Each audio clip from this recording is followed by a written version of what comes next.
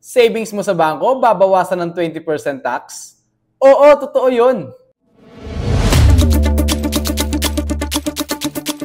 Pero, imbes na matulog ang pera mo, bakit hindi mo nalang invest sa isang business na may siguradong income at demand araw-araw?